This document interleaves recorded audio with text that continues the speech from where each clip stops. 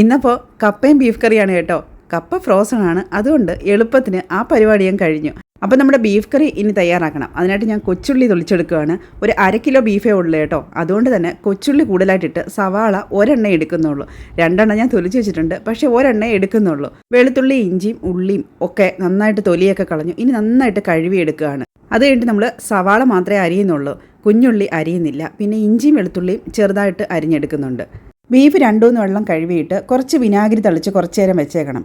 അത് കഴിഞ്ഞിട്ട് ഒന്നുകൂടെ കഴുകുമ്പം അതിൻ്റെ സ്മെല്ലൊക്കെ അങ്ങ് പോയി കിട്ടും. ബ്ലഡിൻ്റെ ഒക്കെ ഒരു സ്മെല്ല് കൂടുതലായിട്ട് നിൽക്കും. അപ്പോൾ നമ്മുടെ ഉള്ളിയും വെളുത്തുള്ളിയും തേങ്ങാക്കൊത്തും ഒക്കെ നമ്മൾ അരിഞ്ഞൊക്കെ എടുത്തിട്ടുണ്ട്.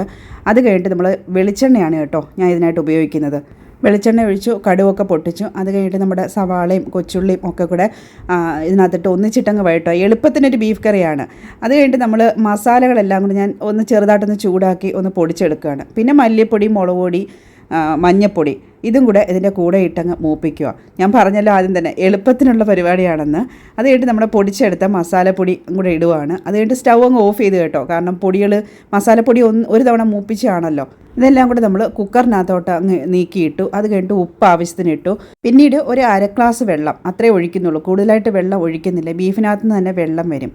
അപ്പോൾ അത് ഒരു 5-6 വിസിൽ, കാരണം ബീഫിന് ചിലതിന് നല്ല വേവുണ്ട്. അതവിടെ നിന്നാവുന്ന സമയത്തിനെ നമുക്ക് ഒരു ഇരുമ്പേട്ടിയിലോട്ട് കുറച്ച് എണ്ണയൊക്കെ ഒഴിച്ച് പെരിഞ്ചീരകമാണ് കേട്ടോ ഇട്ട് പൊട്ടിക്കുന്നത്. അതിനകത്തോട്ട് തേങ്ങ കൊത്ത് അരിഞ്ഞതും ഇട്ട് വഴട്ടിയിട്ട് കുക്കർ വെച്ച് വിസിലേൽപ്പിച്ച് വെന്ത ബീഫ് നമ്മൾ ഇതിനകത്തോട്ട് അങ്ങ് എടുത്തൊഴിക്കുകയാണ്. അത് കഴിഞ്ഞിട്ട് മുകളിലായിട്ട് കുറച്ച് കറിവേപ്പിലയും കുരുമുളക് പൊടിച്ചതും ഒന്ന് ഇട്ട് കൊടുത്തു. അപ്പോൾ നമ്മുടെ ബീഫ് കറി സിമ്പിളായിട്ട് ഇവിടെ റെഡി ആയിട്ടുണ്ട്.